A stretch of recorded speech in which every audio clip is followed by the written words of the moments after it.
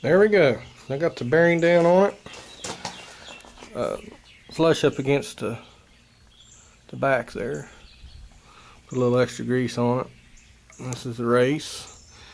I used a brass drift. This one here's from, if you can read it, what is it, Napa. It's a 903 for your, what does it say? Wear safety goggles, for real. Brass chips off, flakes off. Here's one I bought several years ago. Mac. Let's see, there you go, there's the numbers. Anyhow, paid 40 for the Mac one. I think I paid 25 for the Napa. Only way you can really beat and thrash on something that's kind of sensitive, such as a bearing, without, you know, brass ain't, if you leave a little piece of brass in there, when it rolls up, it's gonna, you know, not hurt nothing. If you beat on with a piece of pipe or get a piece of steel or a piece of grind in there, it ain't going nowhere. It's gonna knock your bearing out. So brass, and I just caught it on the edge right there and struck it with a hammer. Went around the other side, struck it with a hammer, and drove it down onto the shaft. Here's this piece. Slide it down. There again. I've got to go a pretty good ways with it. Got to get it down here. So I've got about a 1/2 inch. According to the other one over there, if you look at it. Now this side over here has never been monkeyed with, so I'm assuming it's the right way.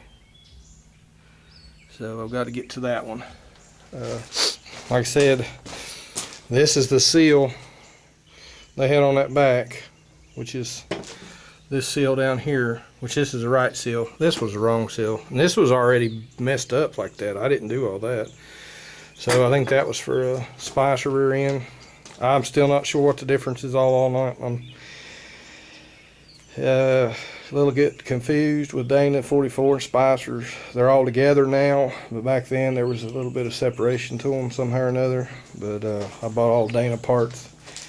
The rear end's telling me it's Dana. The ring and pinion gears got Spicer. So, to tell you the truth, I don't know what I got. Now, before you go to beating and thrashing on all this stuff, I put my lug nuts back on here so I didn't damage my threads. Okay, put them back in there so that we don't have no issues. I might have to buy a lug nut, but you know, what are they, 50 cents, $1? So you don't skull them threads up and have to beat all that out. Now, the reason for all this is so we can go to Brown Mountain, North Carolina, where the big motorcycle track is. I don't know, they got 20-something miles of four-wheel drive off-road tracks, motorcycles. So I can load the 250 up underneath the cover and get the 250 and 125 back of the Jeep and get in there. It's a pretty rugged place, so hopefully by the end of the summer we'll have some footage of Brown Mountain, North Carolina.